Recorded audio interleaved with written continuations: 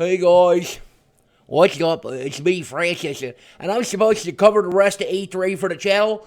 It's my understanding that Boogie already did Xbox and PlayStation, and I presume he did a good job. I don't know, I'm not going to watch that crap, but just in case you didn't, let me remind you the consoles are for fucking peasants. I will say that I heard that Xbox is getting into virtual reality and PlayStation is getting into virtual reality, and that's good because even though I already got the Oculus Rift and I got the Vive HTC, I want to be able to masturbate in the living room. Okay, first off, I want to talk about EA, alright, because their show was a complete fucking shit show this year. For someone like me, it was a fucking snore fest. Okay, once again, if you got an hour to spend showing me video games, why are you going to spend 45 minutes showing me fucking FIFA? I don't give a shit about FIFA. I don't give a shit about Madden. I don't give a shit about sports.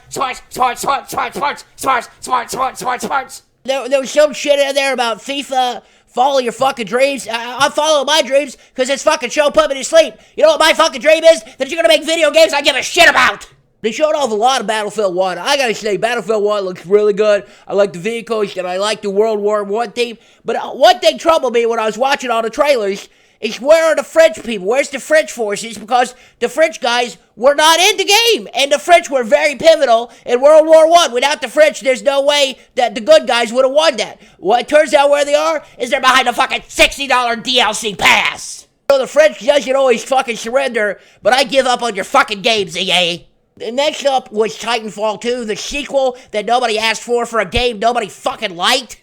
I'll admit it looks pretty good. It looks pretty good. At least there's a single-player mode this time. That way you don't have to play it online and no one has to know what a shitty fucking game you're playing. Also decided to make all of the DLC and downloadable stuff for free this time in exchange for like putting microtransactions in the game. And I like that system because instead of us all having to pay for the DLC, just one rich Saudi Arabian kid pays for everybody.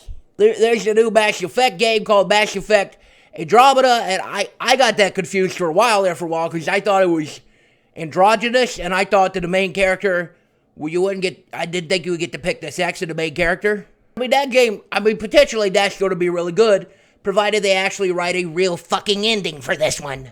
Then they announced like an initiative to try to do indie games with what they called EA Originals, and there's this game called Feed, and it looks really cool because you got a little cute little black little monster, and he touches the landscape, and the landscape makes noise and music and stuff. I think it's adorable. My only wish is they would fucking put it on Steam so we could actually play these fucking games. Now next up was Bethesda, and they showed off a lot of games, but not necessarily the games I was looking forward to.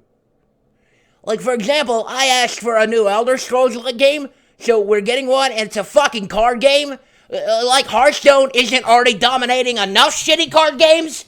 They showed off some more Fallout 4 DLC, but they showed off all of the Fallout 4 DLC, which has me scratching my fucking beard, wondering why 6 months ago they were talking about how it's going to be revolutionary fucking DLC, more DLC than anybody's ever put out for a fucking game. Hey, by the way, the guys over at CD Projekt Red are calling you fucking hypocrites. CD Projekt Red puts out entire games and calls them DLC. You put out DLC and call it an entire fucking game.